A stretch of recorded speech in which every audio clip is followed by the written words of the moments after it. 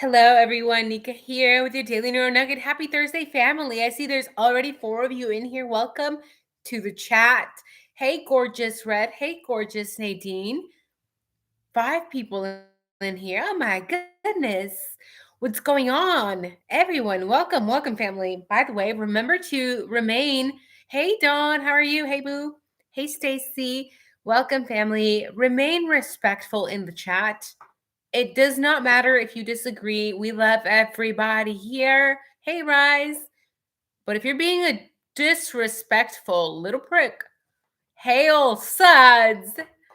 Oh, hi. You said it. You said hail.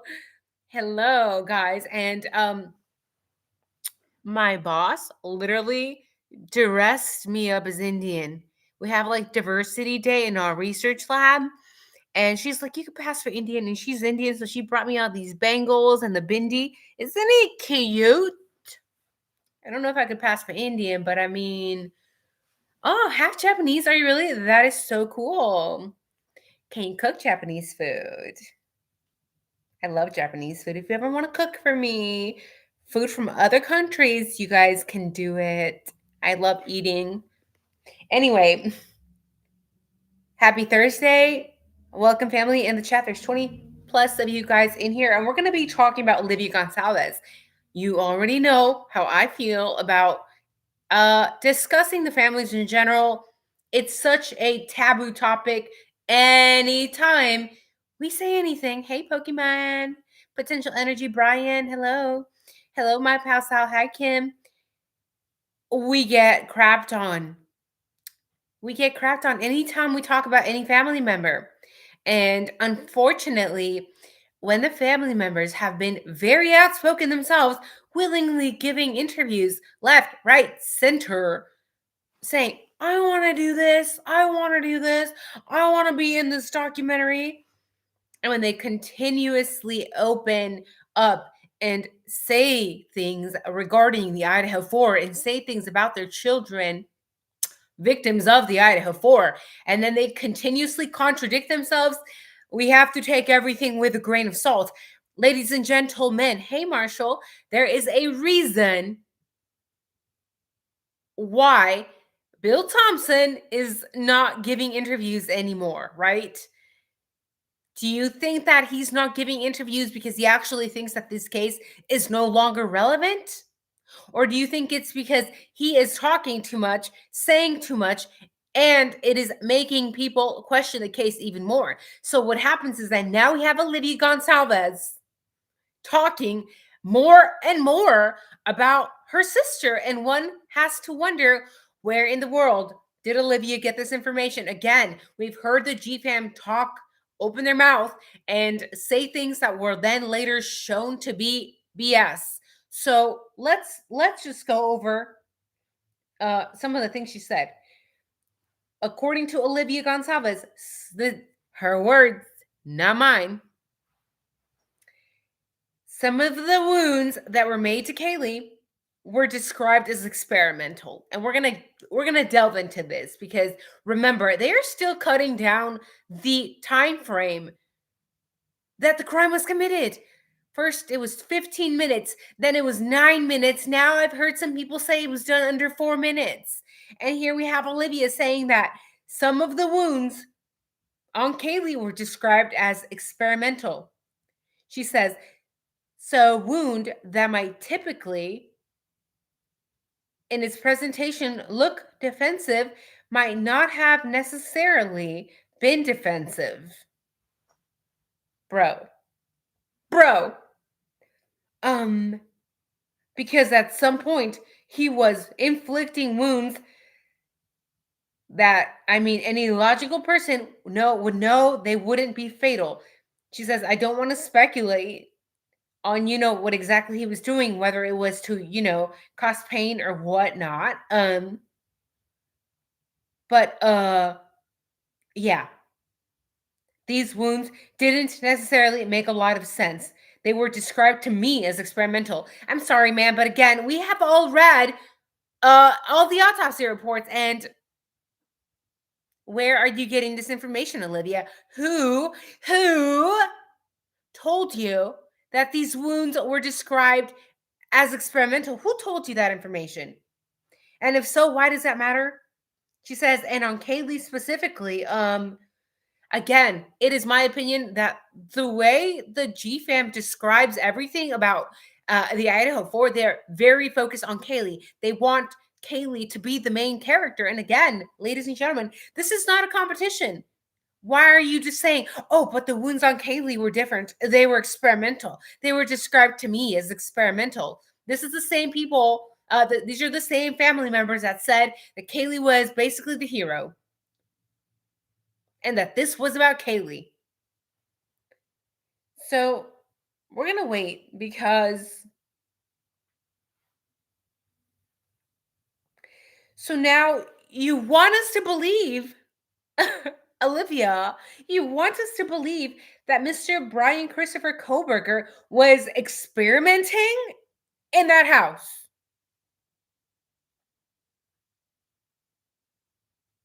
What did Bill Thompson and investigator Gilbertson say?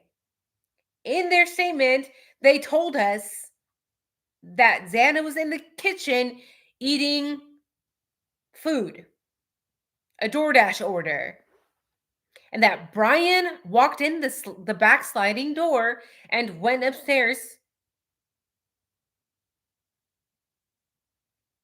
and started unaliving Kaylee and Maddie. And the reason that he left the sheath, was allegedly because Xana interrupted him killing Maddie and Kaylee. Welcome, Suds. Welcome, Undercover Mermaid. I'm glad you finally made alive, right? Welcome, Pokemon. And they told us he panicked and then chased Xana down the stairs, unalive Xana and Ethan, and that Dylan supposedly watched him leave. That's what they told us. And then you are out here, for whatever reason, we now have Alivea doing this, a little too much of this, in my opinion. Why is she suddenly yapping to the world about these experimental wounds? And again, who told her that? Who told you this, man? Because again, I did not see anything in the autopsy report mentioning that this was experimental. So where are you getting that information, Alivea Gonzalez? Now we're supposed to believe that he had time to experiment? You had time to experiment? He was experimenting only on Kaylee, right? According to Alivea, it was only on Kaylee. Again, when people, and I'm not pointing fingers, but I do have a master's degree in psychology 4.0. And when people have narcissistic tendencies, they try to make it all about their own or themselves. I'm picking up some narc vibes here.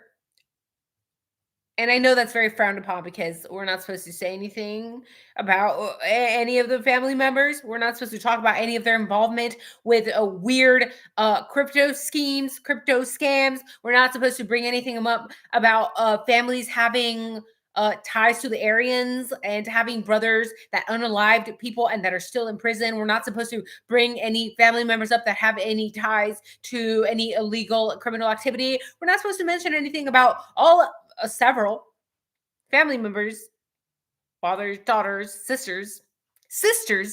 In fact, was it not Alivea that has a horrible record? Somebody mentioned that she had been arrested for DV. So yes, I'm going to question everything that comes out of everybody's mouth with a grain of salt. We have to. Because why? Because all of these weird ass ties that they have to weird ass people, criminal activity, criminal connections means that there could be something there. Okay. This is basic detective work. We're not detectives here, but just for regular ass crime sleuths here, this is basic. Of course, we have to look at the connections of the family members. And now she's out here for whatever reason trying to spin this new narrative that she had Kaylee had allegedly experimental words and that wounds, and that somebody we don't know who, somebody explained this to Alivea, of all people, that only Kaylee had these experimental wounds. You think he had time to experiment? You would literally need to have very low IQ to believe that, right? And Alivea says that she saw Kaylee, and they were also inflicted after Kaylee had stopped fighting back, and they weren't going to be fatal. And she wants us to believe Mr. Brian Koberger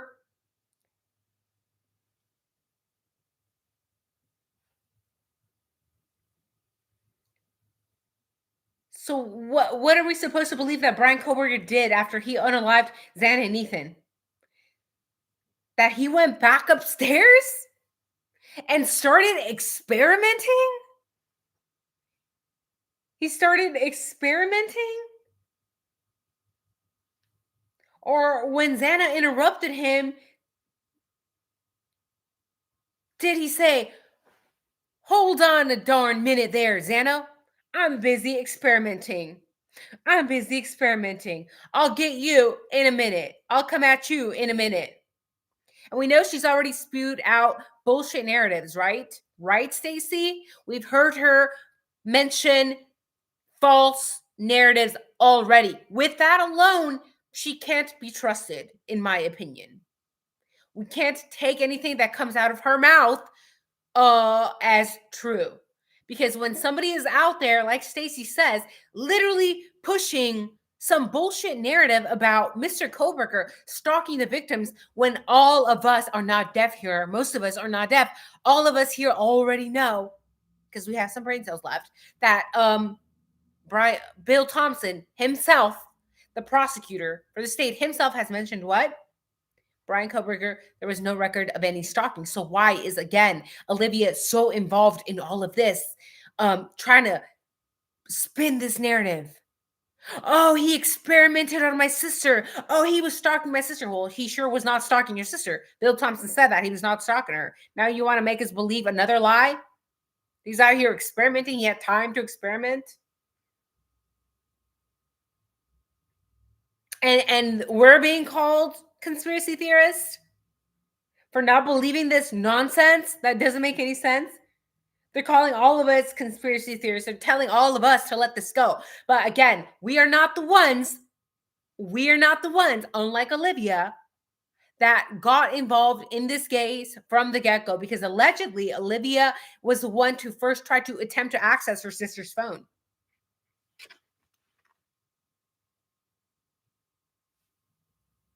You guys don't think that's odd? You guys don't think that's a little bit something that we should at least question? That she had tried to access her sister's phones and see? Was she not the one allegedly that saw on Kaylee's phone that the private driver was the one that dropped them off?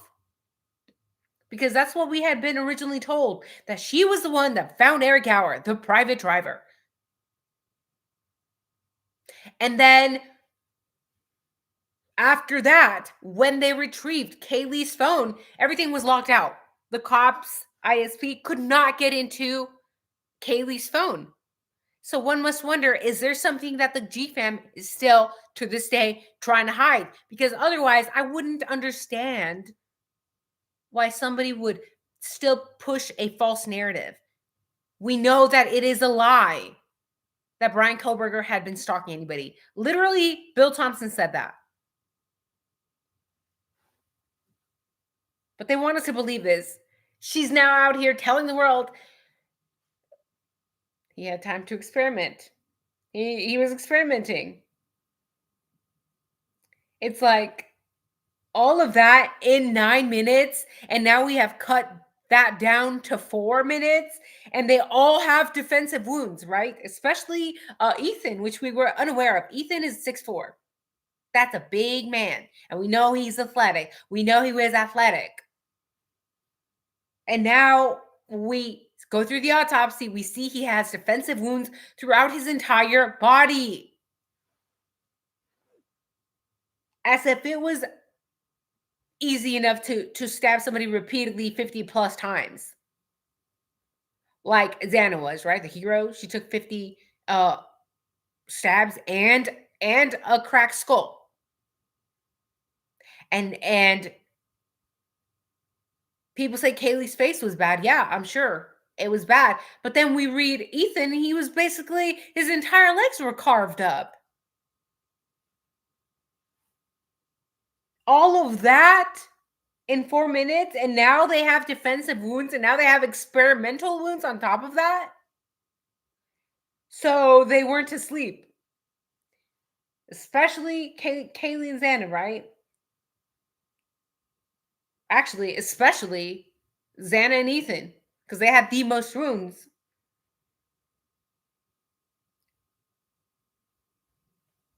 And a lot of guilters are making, they're doing mental gymnastics for all of this to make sense. Without doing those mental gymnastics, that timeline, that 4-minute timeline with all these defensive wounds and now experimental wounds and God knows what else. Now we know that everybody was awake there.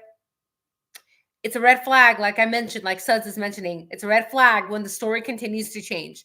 Right? Right, Lanny? Welcome, Lanny. Welcome, Titanium. I agree with it. Titanium. Shouldn't trust anything. And Laney, is it Lanny or Laney? Let me know. Spanish is or English is not my first language. All this new added stuff. Where's the pictures of the sheath? We still don't have that. 3 years in, bro. We still don't have that. And the only way that wounds would Laney. Perfect. Thank you. Thank you, beautiful. You are gorgeous, by the way, if that's you in the picture. Gorgeous. Hello, Titanium. Hey, sweetheart. Oh, a kissy. Mwah, kissy. Hey, Lisa. The only way wounds, in my opinion, my theories, these videos are for entertainment purposes only. The only way wounds would look experimental, as if the bodies were staged, and they created more wounds at the place where they staged the bodies to make it look like the crime took place there. Welcome, D. Welcome, Alicia. Welcome, guys. Thank you. Thank you, D. Garrison, for the kind comment. Right? Because if there are experimental wounds there that are not meant to, like she's saying, to unalive somebody, then it's kind of sounding more and more like a setup. That's what it's sounding like to me. But again, this is Alivea. She has said things in the past, the entire GFAM have said things in the past that are questionable. It doesn't matter why they were questionable. It doesn't matter if it's because they were mourning, they had all these emotions, they were angry at Moscow police because we know they were upset with them for a little bit. It doesn't matter. The point is that everything that has come out of their mouth, we have to take with a grain of salt, right? Hello, Shelia. Hello, Charlene. Oh, thank you so much, Charlene. You are beautiful. You're so kind. Loving all the kind comments today. You guys are the best. So, experimental wounds, if they actually were there, we don't even know who told Alivea this. We can't confirm or deny. But then that would point towards the crime scene being set up, right? Hello, Saber Sleuth Tiger. Welcome, welcome. Hello, Catwalk. Oh, yes. Catwalk. There are bad cops in Idaho. Ooh, what part of Idaho do you live in? Only tell me if you feel comfortable. Don't dox yourself in the comments,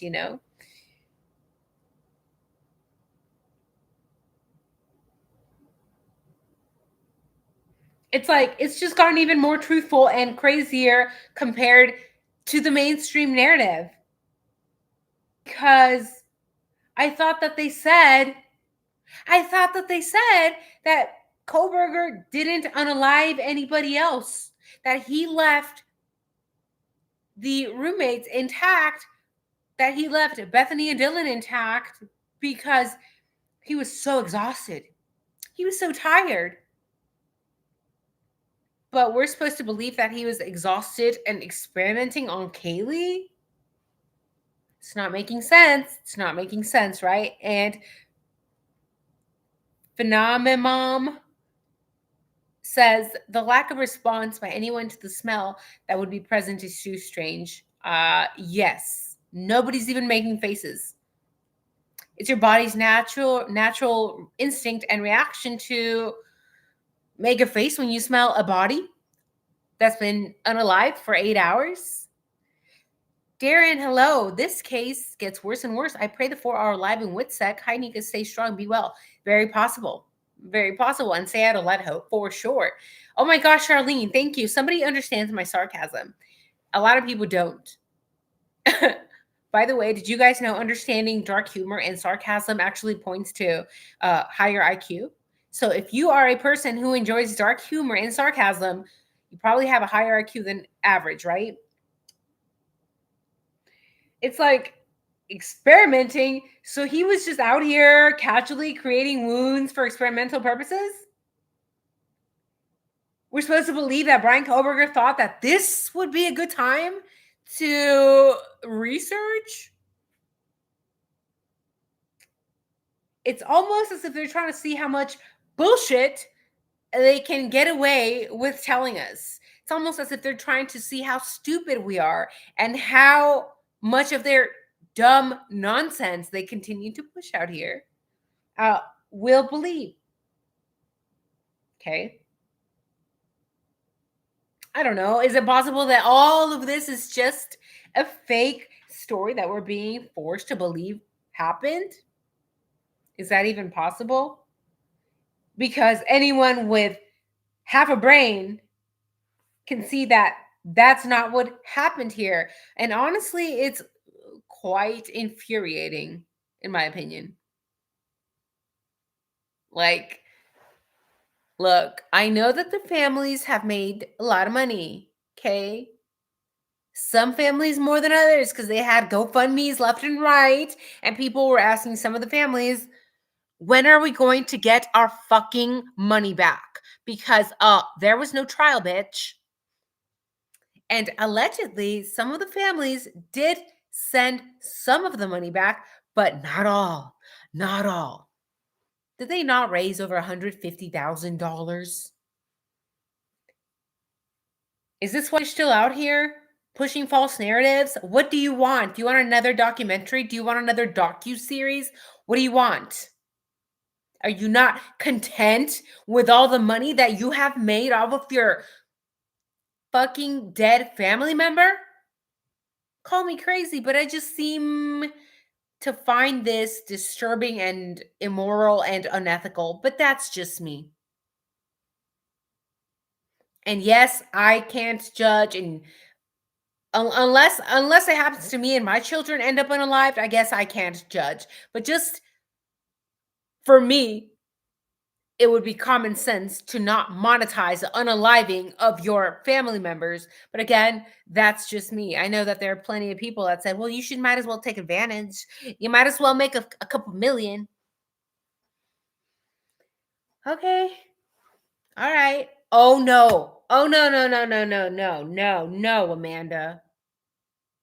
No, Amanda. Are you effing kidding me? Oh my gosh, Amanda. Why do you have like the prettiest ladies that follow me? Why are we all so cute? My God. I'm just looking at like the chat go popping off here and everyone. Are those ladies? Is that really you guys in the pictures? Y'all are gorgeous. And the men are usually pretty attractive as well and smart. Painted Desert, you're gorgeous. Amanda K, you're gorgeous. Amanda, are you for fuck's sake? Are you serious? Are you serious? Is Steve G actually producing a movie? I gotta Google this right now. I'm sorry, guys. I'm sorry. What's the name of it? Don't piss me off. Don't piss me off. It's not the day. The Steve Gonzalez Variety Hour, says Tony. Oh my God. Oh my God.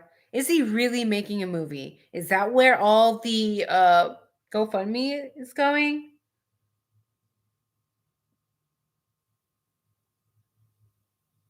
Are you talking about the movie by Lifetime? Is that the movie you're talking about? Oh my god. Truth seeker, such a smart and attractive chap for does. What the heck is going on? Olivia and Steve Gonzalez, this is on News Nation, joined Banfield to discuss reports of an upcoming movie by Lifetime on the murders of their sister and daughter. I'm just curious, does anybody know if he's going to be getting a cut? Is he going to be getting a cut? That's gross. That is so gross. But what do I know, right? Oh my god. I'm sorry, Olivia.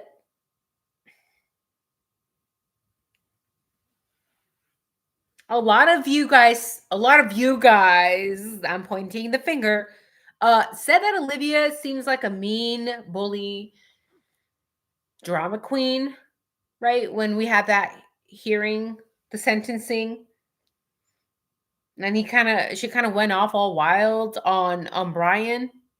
Y'all said she was a drama queen. Is it all about the money? Is that what it is, truth seeker? Is that the bottom line? And I understand we all see the world differently, but I'm with Stacy. Stacy, babe, I'm with you. To be doing something like this and profiting off of it for 3 effing years and still trying to get more money.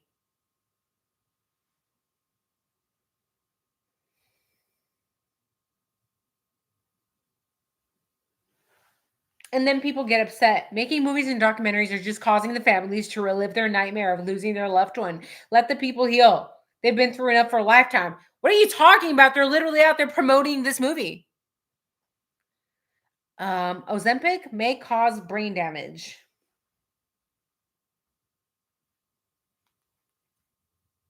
Allegedly.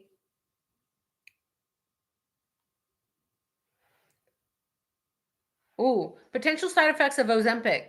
Mood changes, negative mood, depression, suicidal ideation, Wernicke encephalopathy. That's not good. That's not good.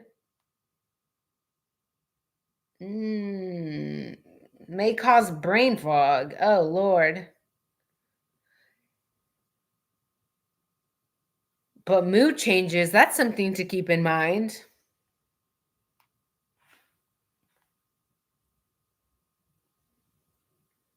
Yeah.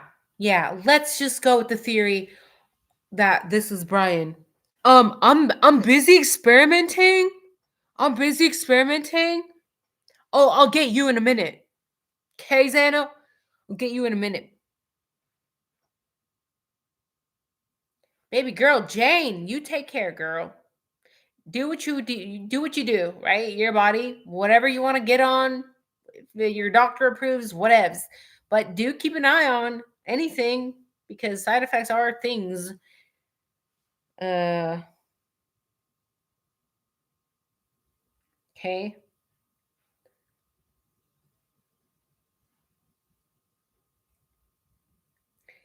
You know, why is it that Olivia can't even look at herself while she's saying this? Is it because she knows that she has to know deep down that this is absolute horseshit? Because it doesn't really make any sense. It does not fit the current timeline. And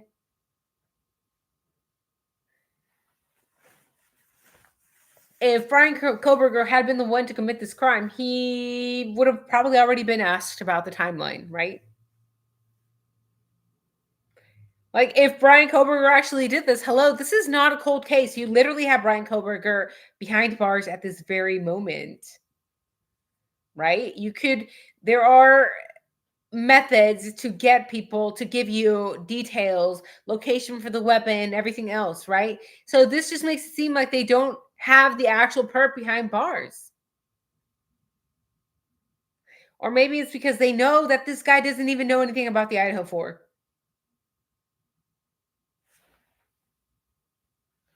Isn't it weird that they haven't tried to ask him questions regarding the IDAHO4? Probably because they know he doesn't know jack about this crime. And I'm sorry, and I know the families are still mourning, and they're probably going to be mourning for a long time, meaning they're probably not going to think straight. When people mourn, okay, they're all over the place. They're all over the place. But I'm never going to grasp how the victims' families are not questioning everything. Because again, if this was my family member, I would be screaming from the rooftops that something isn't right. We've heard family members say, Brian should be screaming from the rooftops if he's innocent. You, as a family member, can actually scream from the rooftops. You're not behind bars. You have given interviews left, right, center for the last 3 years, and you still choose to not ask questions. There's no way, in my opinion, that a family member who actually wants the truth out is still to this day believing that this was done by one person. The timeline does not fit, people.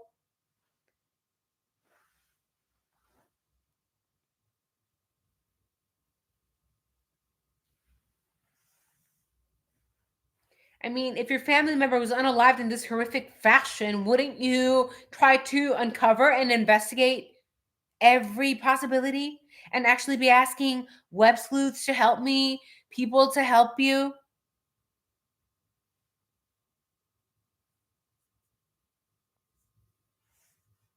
I mean, I thought if anyone was going to be all guns blazing, that it would have been Olivia of all people, but apparently not.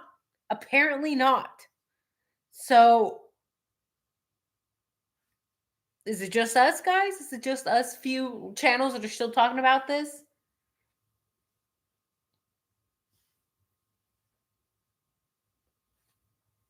And I've heard some people say, well, maybe he was prodding. Maybe he was just prodding the bodies to see if he had actually unalived them. I was like, are you really that stupid? Like, you're going to say he was prodding to see if he really unalived them? Because 50 stab wounds and a fractured skull left room for doubt? I just can't. I just can't. Use your noodle. Use your noodle, people. That's all I have for today, guys. I do have to get back to work. Let me know your thoughts on these comments made by Olivia. If you think that there is some truth to her comments, if you think there's some truth to her comments regarding these being experimental, leave a 1. If you think that they were not experimental, that this is just some other BS narrative that they're trying to push, like they're still trying to push a BS narrative that Brian stalked the girls when we know damn well he did not, leave it 2. Make sure that you guys vote in the comment section because the chat sometimes disappears. But thank you guys for joining me in today's live, and see you guys soon. Take care. Oh yes, Jane, thank you for the kind comment. Don't forget to like the video, right? That always helps. And I'm sorry if I missed anyone in the chat. Lisa, Lainey, Dawn, Truth Seeker. Who else is in here? Brian, Todd, Stacy, Titanium, Sabretooth. Sorry if I missed you guys. I gotta get going. Bye. Have a good evening. Take care, guys.